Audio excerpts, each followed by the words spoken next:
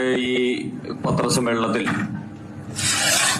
പങ്കെടുക്കുന്നത് പാർട്ടിയുടെ ബഹുമാന്യനായിട്ടുള്ള സംസ്ഥാന അധ്യക്ഷൻ ശ്രീ രാജീവ് ചന്ദ്രശേഖർ, അതോടൊപ്പം തന്നെ ഈ വേദിയിൽ NDAയുടെ vice chairman Shri AN Radhakrishnan, പാർട്ടിയുടെ കൊല്ലം ഈസ്റ്റ് ജില്ലയുടെ പ്രസിഡന്റ് ശ്രീമതി രാജീവ് പ്രസാദ്, പാർട്ടിയുടെ സംസ്ഥാന സമിതി അംഗവും കൊല്ലം ജില്ലയുടെ ചുമതലക്കാരനുമായിട്ടുള്ള ശ്രീ TR അജിത്, അതോടൊപ്പം തന്നെ ഇന്ന് ഭാരതീയ ജനതാ പാർട്ടിയിൽ പുതുതായി അംഗത്വം എടുക്കുന്ന ഒരു വ്യക്തിത്വം കൂടി ഇന്ന് ഈ വേദിയിൽ സന്നിഹിതയാണ്. നമുക്കെല്ലാവർക്കും അറിയാം, പേര് R രശ്മി എന്നാണ്. ശ്രീമതി R രശ്മി മഹിളാ കോൺഗ്രസിന്റെ സംസ്ഥാന ജനറൽ സെക്രട്ടറിയാണ്. എല്ലാത്തിലുമുപരി കഴിഞ്ഞ 2021 കൊട്ടാരക്കര അസംബ്ലിയിൽ KN ബാലഗോപാലിനെതിരെ UDFന്റെ സ്ഥാനാർത്ഥിയായിട്ട് മത്സരിച്ച് അതിശക്തമായിട്ടുള്ള ഒരു പോരാട്ടം നടത്തിയ വനിതയാണ്.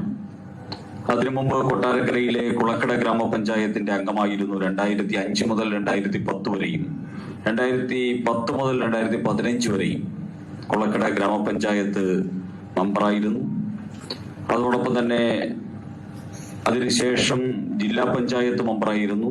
2015-20ലും 2020-25ലും ജില്ലാ പഞ്ചായത്ത് മെമ്പറായിരുന്നു. 2005 മുതൽ 2025 വരെയുള്ള 20 വർഷം കൊട്ടാരക്കര മേഖലയിൽ ഗ്രാമപഞ്ചായത്ത് മെമ്പർ എന്ന നിലയിലും ജില്ലാ പഞ്ചായത്ത് മെമ്പർ എന്ന നിലയിലും വളരെ സുപരിചിതയാണ്. പൊതുജന പ്രവർത്തനത്തിൽ കഴിഞ്ഞ 3 ദശാബ്ദക്കാലത്തിലേറെയായി അവിടെ നിറഞ്ഞു നിൽക്കുന്ന ഒരു വ്യക്തിത്വമാണ്. അതോടൊപ്പം തന്നെ KPCCയുടെ സാംസ്കാരിക സാഹിതി എന്ന് പറയുന്ന അവരുടെ സാംസ്കാരിക പ്രസ്ഥാനത്തിന്റെ സംസ്ഥാന ജനറൽ സെക്രട്ടറി എന്ന ചുമതലയും ശ്രീമതി R രശ്മി നിലവിലുണ്ട്. ശ്രീമതി R രശ്മി ഇന്നു മുതൽ ഭാരതീയ ജനതാ പാർട്ടിയുടെ ഭാഗമാവുകയാണ്. ശ്രീമതി R രശ്മിയെ ഞങ്ങൾ ഭാരതീയ ജനതാ പാർട്ടിയുടെ കുടുംബത്തിലേക്ക് സഹർഷം സ്വാഗതം ചെയ്യുന്നു. അവരെ പാർട്ടിയുടെ അംഗത്വം സ്വീകരിച്ച് അംഗത്വം നൽകുന്നതിനായി സംസ്ഥാന അധ്യക്ഷനെ ക്ഷണിക്കുന്നു.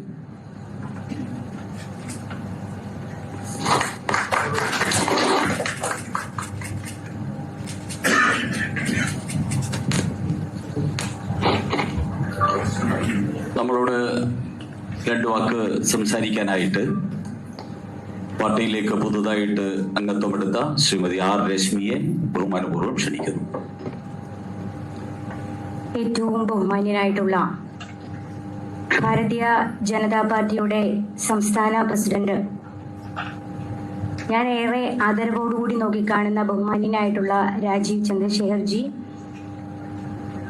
ഈ പത്രസമ്മേളനത്തിൽ പങ്കെടുത്തുകൊണ്ടിരിക്കുന്ന ബഹുമാന്യനായിട്ടുള്ള സുരേഷ് അവർകൾ, ബഹുമാന്യനായിട്ടുള്ള AN രാധാകൃഷ്ണൻ അവർകൾ,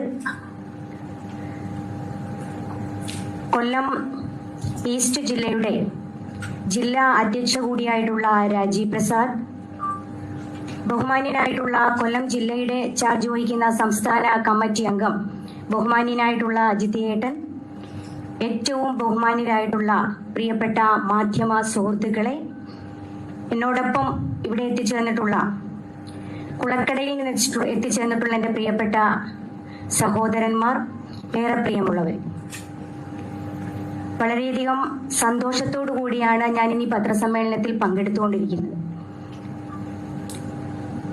ഇവിടെ ബഹുമാന്യനായിട്ടുള്ള സുരേഷ് അവർകൾ സൂചിപ്പിച്ചതുപോലെ കഴിഞ്ഞ 20 വർഷക്കാലമായി ഒരു ജനപ്രതിനിധിയായി തുടരുവാൻ, പ്രവർത്തിക്കുവാൻ എനിക്ക് അവസരം തന്ന ഒരു പ്രസ്ഥാനം, ഞാൻ നെഞ്ചോട് ചേർത്ത് പിടിച്ച ഒരു പ്രസ്ഥാനമാണ് കോൺഗ്രസ് എന്ന് പറയുന്ന പ്രസ്ഥാനം, വിശിഷ്യ UDF.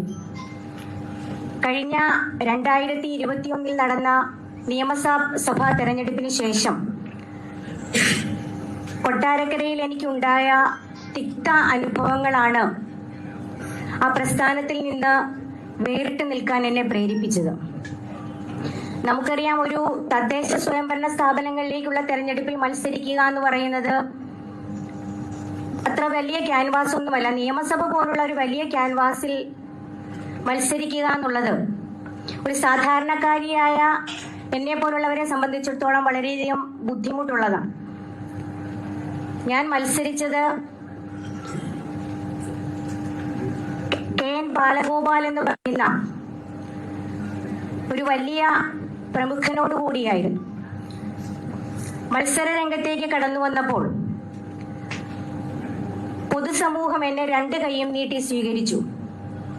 എന്തുകൊണ്ടെന്നാൽ ഒരു സാധാരണക്കാരിയായി 2005 മുതൽ രാഷ്ട്രീയ പ്രവർത്തനം ആരംഭിച്ച എനിക്ക് പൊതുസമൂഹം തന്ന ഒരു സ്വീകാര്യത, അതിലുപരിയായി ഞാൻ പ്രവർത്തിച്ചു വന്ന, ഇന്ന് വരെ ഈ സമയം വരെ പ്രവർത്തിച്ചു വന്ന പ്രസ്ഥാനം കുറെ നാൾ എന്നെ നെഞ്ചോട് ചേർത്ത് പിടിച്ചു. പക്ഷേ നിയമസഭാ തെരഞ്ഞെടുപ്പ് കഴിഞ്ഞതിന് ശേഷം വളരെ തുച്ഛമായ വോട്ടുകൾക്കാണ്, ഇവിടെ ഇരിക്കുന്ന മാധ്യമ സുഹൃത്തുക്കൾക്ക് എല്ലാവർക്കും അറിയാവുന്നതുപോലെ വളരെ കുറച്ച് മാർജിനിലാണ് എനിക്ക് പരാജയപ്പെടേണ്ടി വന്നത്. അതിനുശേഷം ആ മണ്ഡലത്തിൽ സജീവമായി നിൽക്കാൻ ഞാൻ പരമാവധി ശ്രമിച്ചിട്ടുണ്ട്. പക്ഷേ സജീവമായി നിൽക്കണമെങ്കിൽ പോലും നമുക്ക് സാമ്പത്തികമായി ധാരാളം ബാധ്യതകൾ ഏറ്റെടുക്കേണ്ടി വരും.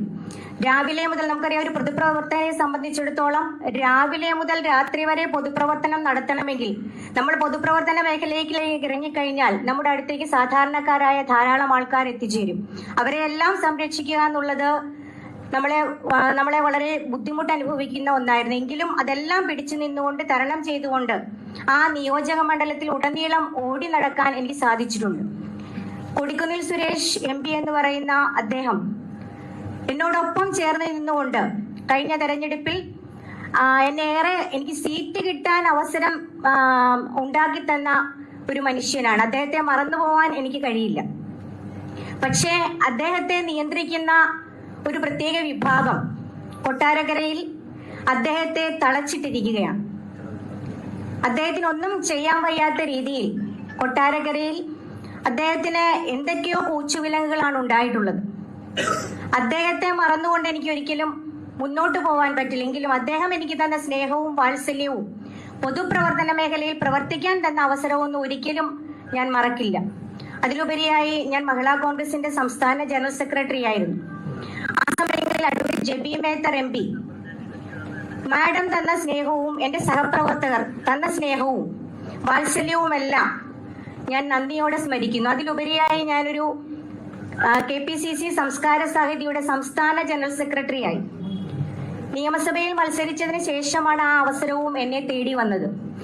ആ മേഖലയിൽ, സംസ്കാര സാഹിതി എന്ന് പറയുന്ന സംഘടനയുടെ മേഖലയിൽ എനിക്ക് ധാരാളം അധ്യാപക സുഹൃത്തുക്കൾ അടക്കം വലിയ ഒരു സുഹൃത്ത് ബന്ധം ഉണ്ടായിരുന്നു. പക്ഷേ ഞാൻ ഇനി ഭാരതീയ ജനതാ പാർട്ടിയുടെ അംഗമായി വരുമ്പോൾ ആ സുഹൃത്ത് ബന്ധമെല്ലാം നിലനിൽക്കുമോ എന്നുള്ളത് എനിക്കറിയില്ലെങ്കിൽ പോലും ആ സുഹൃത്ത് ബന്ധമെല്ലാം ഞാൻ എന്നും മനസ്സിൽ കാത്തു സൂക്ഷിക്കും. അതോടൊപ്പം പൊതുസമൂഹം തന്ന സ്നേഹവും വാത്സല്യവും എല്ലാമാണ് ഞാൻ ഇന്ന് വരെ ഈ നിലയിൽ എത്തിയിട്ടുണ്ടെങ്കിൽ ഞാൻ ഇത്രയും നാളും പ്രവർത്തിച്ച പ്രസ്ഥാനം, അതിലെല്ലാവരെയും ഞാൻ ഇല്ല, പക്ഷെ ചിലരെല്ലാമാണ് എനിക്ക് ആ പ്രസ്ഥാനത്തിൽ തുടരാൻ ധാരാളം തിക്തഫലങ്ങളാണ് എനിക്ക് ഉണ്ടായിട്ടുള്ളത്. ആ തിക്തഫലങ്ങളെല്ലാം തന്നെ ചിലരുടെ ഭാഗത്തു നിന്ന് മാത്രമാണ്. എന്നെ നന്നായി സഹായിച്ചവരും സ്നേഹിച്ചവരും നെഞ്ചോട് ചേർത്ത് പിടിച്ചവരും ആ പ്രസ്ഥാനത്തിലുണ്ട്. അവരെല്ലാം ഞാൻ നന്ദിയോടെ സ്മരിക്കുകയാണ്. എന്തായാലും നിയമസഭയ്ക്ക് മത്സരിക്കാൻ അവസരം ലഭിച്ചതിന് ശേഷമാണ് എനിക്ക് ഇത്രയും അധികം ബുദ്ധിമുട്ടുകൾ നേരിടേണ്ടി വന്നത്. ഒരു സാധാരണക്കാരിയായ എനിക്ക് 140 നിയോജക മണ്ഡലങ്ങളിൽ ഒരാളായി വരാൻ കഴിയുന്നത് തന്നെ ഒരു ഈശ്വരാനുഗ്രഹമാണ്. ഞാൻ ഇന്നും ഇപ്പം ചിലപ്പം പല സ്ഥലത്തിൽ നിന്ന് എന്റെ സുഹൃത്തുക്കളിൽ നിന്ന് പോലും ഞാൻ കുറച്ച് ദിവസമായി NDAയിൽ ചേരുന്നു എന്ന വാർത്ത വന്നപ്പോൾ നവമാധ്യമങ്ങളിലൂടെ എനിക്കെതിരെ ഒളിയമ്പുകൾ എറിയുകയാണ്. ഞാൻ ആരോടും പ്രതികരിക്കാൻ തയ്യാറല്ല. പറയുന്ന ആ കാര്യങ്ങളെയെല്ലാം ഞാൻ നല്ലതാണെങ്കിൽ സ്വീകരിക്കുകയും ചീത്തയാണെങ്കിൽ അതിനെ തൃണവൽഗണിക്കുകയും ചെയ്യും. ഇന്ന് ഞാൻ ഇവിടേക്ക് കടന്നു വന്നപ്പോൾ എന്നെ ഈ പ്രസ്ഥാനത്തിലേക്ക് ക്ഷണിച്ചത് ഏറ്റവും ബഹുമാന്യനായ കൊല്ലം ജില്ലയുടെ ചാർജ് കൂടി വഹിക്കുന്ന അജിത് ചേട്ടൻ, അതിനുശേഷമാണ് ഞാൻ നവമാധ്യമങ്ങളിലൂടെയെല്ലാം ചർച്ചകളിലൂടെയെല്ലാം കണ്ടിട്ടുണ്ടെങ്കിൽ പോലും അതിനുശേഷമാണ് എൻ രാധാകൃഷ്ണൻ ചേട്ടനെ പരിചയപ്പെടുന്നത്. ആദ്യമായാണ് ബഹുമാന്യനായിട്ടുള്ള സംസ്ഥാന പ്രസിഡന്റ് രാജീവ് ചന്ദ്രശേഖർജിയോട് ഇന്ന് സംസാരിക്കാൻ അവസരം ലഭിച്ചത്. ഇദ്ദേഹം സംസ്ഥാന പ്രസിഡന്റായി വന്നതിന് ശേഷം ആദ്യമായി ഞങ്ങളുടെ എല്ലാം പ്രദേശത്ത് എല്ലാ മനുഷ്യരും എത്തിച്ചേരുന്ന, എല്ലാ മനുഷ്യരുടെയും സുഖദുഃഖങ്ങളിൽ പങ്കാളിയാകുന്ന കൊട്ടാരക്കര ഗണപതി എന്ന് പറയുന്ന വലിയ ഒരു ഭഗവാൻ കൊട്ടാരക്കരയിലുണ്ട്. അവിടെ ഇദ്ദേഹം ചാർജ് എടുത്തതിന് ശേഷം കടന്നു വന്നപ്പോൾ ആദ്യമായി അവിടെ നിന്ന ധാരാളം BJPയുടെ ഭാരതീയ ജനതാ പാർട്ടിയുടെ എൻ്റെ സഹപ്രവർത്തകരടക്കം ഇദ്ദേഹത്തെ കാണാനും ആയി എന്നെ ക്ഷണിക്കുകയുണ്ടായി. ഞാൻ മറ്റൊരു പ്രോഗ്രാമിൽ അവിടെ പങ്കെടുക്കുകയായിരുന്നെങ്കിൽ പോലും ഓടി വന്നപ്പോൾ ഇദ്ദേഹം കടന്നു പോവുകയാണ് ഉണ്ടായത്. അന്നു മുതൽ തന്നെ വളരെ ശ്രദ്ധയോടുകൂടി വീക്ഷിക്കുന്ന ഒരാളായിരുന്നു സംസ്ഥാന പ്രസിഡന്റ്. എന്തായാലും ഈ പ്രസ്ഥാനത്തിലേക്ക് കടന്നു വരാൻ കഴിഞ്ഞതിൽ സന്തോഷമുണ്ട്. നാളിതുവരെ എൻ്റെ പ്രസ്ഥാനം, ഞാൻ ഇന്ന് വരെ നെഞ്ചോട് ചേർത്ത് പിടിച്ച എൻ്റെ പ്രസ്ഥാനം തന്ന സ്നേഹവും വാത്സല്യവും എല്ലാം നന്ദിയോടെ സ്മരിച്ചുകൊണ്ട് തന്നെയാണ് ഞാൻ പുതിയ ഒരു പ്രസ്ഥാനത്തിലേക്ക് എത്തുന്നത്. ഏറെ സന്തോഷം.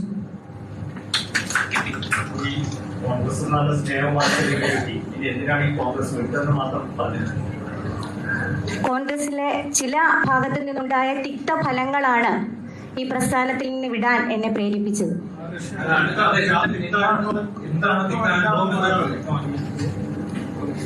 അത് ഭാവിയിൽ അവർ പറയും. ഇന്നിപ്പോ ഈ യോഗത്തിൽ പാർട്ടി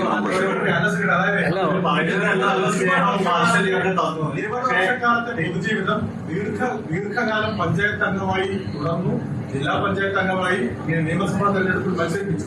ഇത് എന്ത് തിക്ത അനുഭവമാണെന്നുള്ളത് സ്വാഭാവികമായ ചോദ്യമല്ലേ? വരാൻ പോകുന്ന സമയങ്ങളിൽ ഞാനത് നിങ്ങളോട് പറയാം. ഒരു കാര്യം ചെയ്യാം, പത്രസമ്മേളനത്തിൽ രാജീവേട്ടന്റെ പത്രസമ്മേളനം ഒരു കാര്യം പറയാനുണ്ട്, അത് കഴിഞ്ഞിട്ട് നിങ്ങൾ ചോദിച്ചോ. ഓക്കെ, എല്ലാവർക്കും നമസ്കാരം. ആദ്യമായി ഞാൻ രശ്മിജിനെ പാർട്ടിയിൽ സ്വാഗതം ചെയ്യുന്നു. എനിക്ക് 100% വിശ്വാസമുണ്ട് രശ്മി ഈ വരുന്ന തെരഞ്ഞെടുപ്പിൽ ഒരു സ്ഥാനാർത്ഥിയായിട്ട് മത്സരിക്കും.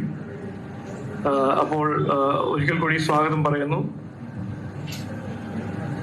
രണ്ട് കാര്യമാണ് ഇന്ന് പറയാൻ ഞാൻ ആഗ്രഹിക്കുന്നത്. ഒന്ന് ശബരിമലയും, മറ്റേത് ഇവിടെ തകർന്നു കിടക്കുന്ന ആരോഗ്യ മേഖലയും. ഈ ശബരിമലയെ കുറിച്ച് ഞാൻ ഒക്ടോബർ 3 നടത്തിയ പ്രസ് കോൺഫറൻസ്, ഞങ്ങളുടെ ആദ്യത്തെ പ്രസ് കോൺഫറൻസിൽ ഞാൻ പറഞ്ഞു, ഈ സംസ്ഥാനത്തിന്റെ മുഖ്യമന്ത്രിയും ആഭ്യന്തരമന്ത്രിയായ ബഹുമാനപ്പെട്ട പിണറായി വിജയൻ ഇതിനെ കവറപ്പ് ചെയ്യാൻ ശ്രമിക്കും എന്ന് അന്ന് ഞാൻ ഫോർകാസ്റ്റ് ചെയ്ത ഒരു കാര്യം. അദ്ദേഹം അന്ന് തന്നെ പറഞ്ഞതാണ് ഇതൊരു വീഴ്ചയാണ്. അത് കഴിഞ്ഞിട്ട് ഇനിയിപ്പോ 4.5 മാസമായി, 5 മാസമായി SIT അന്വേഷിച്ചിട്ട് ഇന്ന് എന്താണ് നമ്മൾ കാണുന്നത്? ഈ കൊള്ള ചെയ്തത് ആരാണെന്ന് ഇന്ന് ആർക്കെങ്കിലും കൃത്യമായൊരു ഒരു ഇൻഫർമേഷൻ ഉണ്ടോ? ഇല്ല. എന്നിട്ട് തന്ത്രി 2 ദിവസം മുമ്പേ തന്ത്രിനെ റിലീസ് ചെയ്യുമ്പോൾ ബഹുമാനപ്പെട്ട ഹൈക്കോർട്ട് എന്താ പറഞ്ഞത്? തന്ത്രിനെതിരെ ഒരു അയോട്ട ഓഫ് എവിഡൻസ് ഇല്ല. അപ്പോ ഇന്ന് ചോദിക്കേണ്ടത്, ഈ തന്ത്രിനെ എന്തിനാണ് ഇവരെ അറസ്റ്റ് ചെയ്തത്? ഒരു അയോട്ട ഓഫ് എവിഡൻസ് ഇല്ല എന്ന് കോർട്ട് പറയുന്നു. പിന്നെ എന്തിനാണ് തന്ത്രിനെ പെട്ടെന്ന് അറസ്റ്റ് ചെയ്തത്? ഞാൻ അതിനെ കുറിച്ച് പറയാൻ ആഗ്രഹിക്കുന്നു. ഇവര് ദേവസ്വം ബോർഡ് ചെയർമാനും അവരെല്ലാം അറസ്റ്റ് ചെയ്ത് ചോദിച്ച് അറസ്റ്റ് ചെയ്യുന്ന സമയത്ത് അടുത്ത സ്റ്റെപ്പ് കടകംപള്ളി സുരേന്ദ്രന്റെ ചോദ്യവും കഴക്കൂട്ടം MLA മന്ത്രി, മുൻ ദേവസ്വം മന്ത്രിയായ കടകംപള്ളി സുരേന്ദ്രന്റെ അറസ്റ്റ് ജനങ്ങളുടെ ശ്രദ്ധ തിരിക്കാൻ ആണ് തന്ത്രിനെ അറസ്റ്റ് ചെയ്തത്. ഇതിൽ ആർക്കും ഒരു സംശയമില്ല, ഞങ്ങൾക്കൊരു സംശയമില്ല. കാരണം കോർട്ട് തന്നെ പറയുന്നു ഒരു അയോട്ട ഓഫ് എവിഡൻസ് ഇല്ല. അപ്പൊ അയോട്ട ഓഫ് എവിഡൻസ് ഇല്ലാണ്ട് എന്തുകൊണ്ടാണ് തന്ത്രിനെ അറസ്റ്റ് ചെയ്തത്? ശ്രദ്ധ തിരിക്കാൻ, ആരെ സംരക്ഷിക്കാൻ? കടകംപള്ളി സുരേന്ദ്രൻ കഴക്കൂട്ടം MLA, മുൻ ദേവസ്വം മന്ത്രി, ഇന്നത്തെ ഏറ്റുമാനൂർ MLA, ദേവസ്വം മന്ത്രി വാസവൻ. മനസ്സിലായില്ലേ? തന്ത്രിനെ അറസ്റ്റ് ചെയ്തു. ഇനിയിപ്പോ ഇവരെ രണ്ടുപേരെ കുറിച്ച് ഒരു വാക്ക് മാധ്യമ സുഹൃത്തും പറയുന്നില്ല, നമ്മുടെ ഡിസ്കോഴ്സിൽ നടക്കുന്നില്ല, SITയും ചോദ്യം ചെയ്യുന്നില്ല. അപ്പോ ഞാൻ ഇന്ന് പറയാൻ ആഗ്രഹിക്കുന്നത്, ബഹുമാനപ്പെട്ട മുഖ്യമന്ത്രി മുൻ ദേവസ്വം മന്ത്രിനെയും ഇപ്പോഴത്തെ ദേവസ്വം മന്ത്രിനെ സംരക്ഷിക്കാൻ ശ്രമിച്ചു, ഇന്നും ശ്രമിക്കുന്നുണ്ട്, ഇനിയും ശ്രമിക്കുന്നുണ്ട് എന്ന് കൃത്യമായി ഇന്ന് നമ്മൾക്ക് എല്ലാവർക്കും മനസ്സിലാവാൻ കഴിയുന്നുണ്ട്. ഇതിനെ കവറപ്പ് ചെയ്യാനോ ഇതിനൊരു സ്ലിപ്പപ്പ് വീഴ്ചയായിട്ട് കാണിക്കാൻ ബഹുമാനപ്പെട്ട മുഖ്യമന്ത്രിന്റെ ശ്രമങ്ങൾ ഞങ്ങൾ അതിനെ എക്സ്പോസ് ചെയ്യും. വരാൻ പോകുന്ന കാലത്ത് അതിനെക്കുറിച്ച് ഞങ്ങൾ കുറെ കാര്യങ്ങൾ ചെയ്യും. അതൊന്ന്. രണ്ടാമത്തേത്, മറ്റൊരു മന്ത്രി വീണാർ ജോർജ്, അരമുള MLA, ആരോഗ്യമന്ത്രിയായ വീണാർ ജോർജ്, നമ്മുടെ ബഹുമാനപ്പെട്ട മുഖ്യമന്ത്രിന്റെ ഒരു ഡയലോഗുണ്ട്, എനിക്ക് ഏറ്റവും പിടിച്ചൊരു ഡയലോഗാണ്. സർക്കാരിൽ ഇരിക്കുമ്പോൾ പ്രതിബദ്ധതയും ആത്മാർത്ഥമായി പ്രവർത്തിക്കണം, അത് ചെയ്യാൻ കഴിഞ്ഞില്ലെങ്കിൽ ശകലങ്ങളിൽ ഉളുപ്പുണ്ടെങ്കിൽ രാജിവെച്ച് പോകണം. ഇത് 2016 നമ്മുടെ ബഹുമാനപ്പെട്ട മുഖ്യമന്ത്രിയുടെ ഡയലോഗാണ്. പ്രതിപക്ഷ പാർട്ടി നേതാവായിരുന്നു. അപ്പൊ ആ ഡയലോഗ് ഇന്ന് ഞാൻ വീണാർ ജോർജിന് മുമ്പിൽ പറയാൻ ആഗ്രഹിക്കുന്നു. ഇന്ന് ഡോക്ടർമാര് സമരം ചെയ്യുന്നു, നഴ്സുമാര് സമരം ചെയ്യാൻ പോകുന്നു, രോഗികൾ ദുരന്തത്തിൽ സഫർ ചെയ്യുന്നു. ഇതാണ് ആരോഗ്യ മേഖലയുടെ സ്ഥിതി. കേരള മോഡൽ എന്ന് പറഞ്ഞു നടക്കുന്ന CPM സർക്കാർ ഒന്ന് ഉത്തരം തരണം. ഇത് എന്താണ് കേരള സംസ്ഥാനം മാത്രം രോഗീന്റെ ഉള്ളിൽ ഈ ഇൻസ്ട്രുമെന്റ്സ് വെച്ച് ഗവൺമെന്റ് ആശുപത്രിയിൽ ചികിത്സ?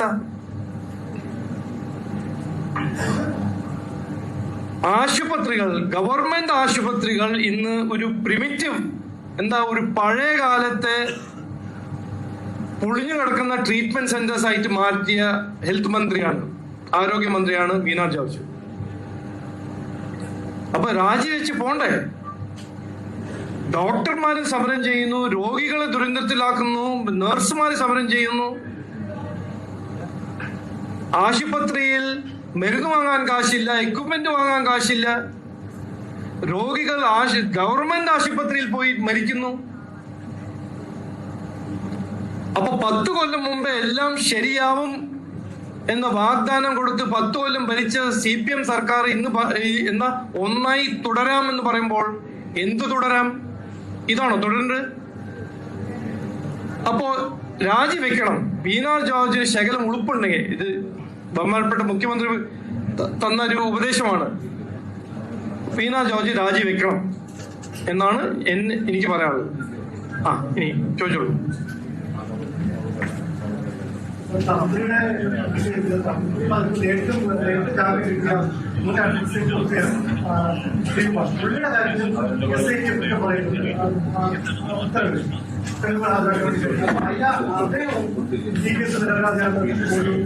അല്ല, ഞാൻ കോർട്ട് പറഞ്ഞത് എന്താ? There is not an iota of evidence against Thantri. ഞാൻ എന്താണ് ചോദിക്കുന്നത്? തന്ത്രിനെ ഡിഫെൻഡ് ചെയ്യാനല്ല ഞങ്ങൾ ഇറങ്ങിയിരിക്കുന്നത്. ഞാൻ പറയുന്നത്, എന്തുകൊണ്ട് ആ സമയം ഒരു എവിഡൻസ് ഇല്ലാണ്ട് തന്ത്രിനെ അറസ്റ്റ് ചെയ്തു? ഞങ്ങളുടെ അഭിപ്രായം എന്താണ് ഞാൻ പറയാൻ ആഗ്രഹിക്കുന്നത്? ഇത് വാസവന്റെയും കടകംപള്ളി സുരേന്ദ്രന്റെയും ചോദ്യം ചെയ്യാൻ, അതിന്ന് ശ്രദ്ധ തിരിക്കാൻ ആണ് ഈ സർക്കാർ ചെയ്തത്. ഇത് അവരൊരു തന്ത്രം ആയിരുന്നു. ഇതിൽ ആർക്കും ഒരു സംശയം ഉണ്ടാവാൻ പാടില്ല. കാരണം ഒരു എവിഡൻസ് ഇല്ലാണ്ട് എങ്ങനെയാണ് തന്ത്രിനെ അറസ്റ്റ് ചെയ്യുന്നത്?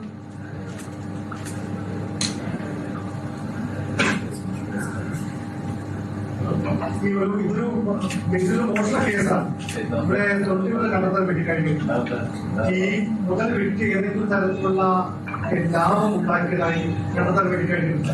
കുറെ അറസ്റ്റുകൾ ഈ SI നടത്തിയതല്ലാതെ ഇതെന്താണ് ഈ അന്വേഷണത്തിൽ പുറത്തേക്കുള്ളത്? അല്ല, അതല്ല ഞാൻ പറഞ്ഞത്. 5 മാസം കഴിഞ്ഞു. 5 മാസം മുമ്പേ ബഹുമാനപ്പെട്ട മുഖ്യമന്ത്രി പറഞ്ഞു ഇതൊരു വീഴ്ചയാണ്.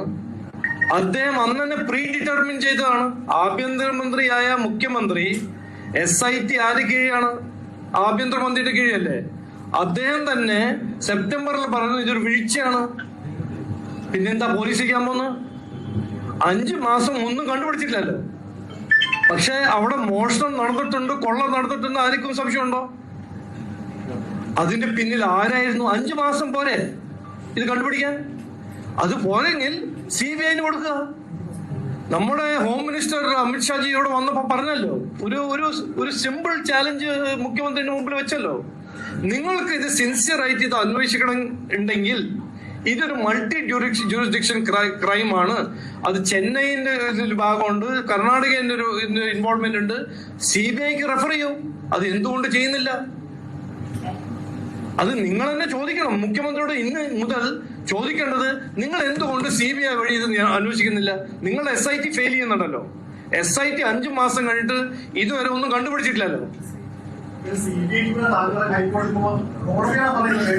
അല്ല അതല്ല ഞാൻ പറഞ്ഞപ്പോ, അല്ല അതൊരു കോർട്ട് വഴി. ഓക്കെ, മുഖ്യമന്ത്രി അല്ലേ ഇവിടുത്തെ ലോ ആൻഡ് ഓർഡർ ഇൻചാർജ്? മുഖ്യമന്ത്രിന്റെ ഉത്തരവാദിത്തം അല്ലേ ഇത് കണ്ടുപിടിക്കാൻ?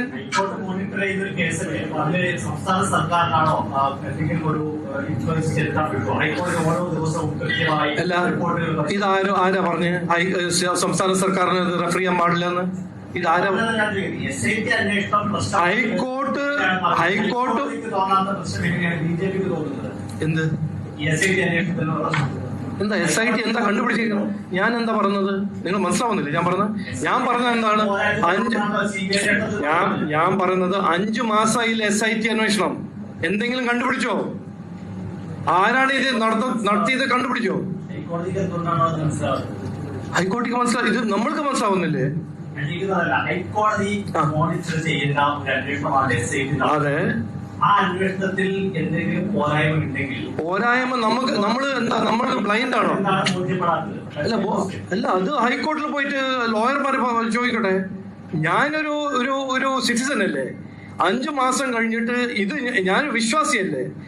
ഈ ഒരു കൊള്ള അതിന്റെ പിന്നില് ആരും ഉണ്ടെന്ന് നമുക്ക് എല്ലാവർക്കും അറിയാം. 5 മാസം കഴിഞ്ഞിട്ട് ഇന്നും നമ്മളെ മുമ്പിൽ ആര് ചെയ്തു, എന്ത് ചെയ്തു എന്ന് അതിന്റെ ഒരു തെളിവോ ഒരു ഇൻഫർമേഷൻ ഇല്ലല്ലോ. SIT ഒന്നും മുമ്പിൽ വെച്ചിട്ടുണ്ടോ? ഇല്ല. അതിനെതിരെ ഞാൻ കോർട്ട് പോകുന്നു, ഞാൻ പേപ്പർ വായിക്കുന്നു, TV കാണുന്നു. എനിക്ക് എന്താ സങ്കടമുണ്ട്, ദേഷ്യമുണ്ട്. എന്തുകൊണ്ട് എന്റെ ശബരിമലയിൽ നിന്ന് 4.5 കിലോ കൊള്ള ആരാണ് ചെയ്തത്? അതിന് പിന്നിൽ ആരായിരുന്നു ഞാൻ ചോദിക്കുന്നു.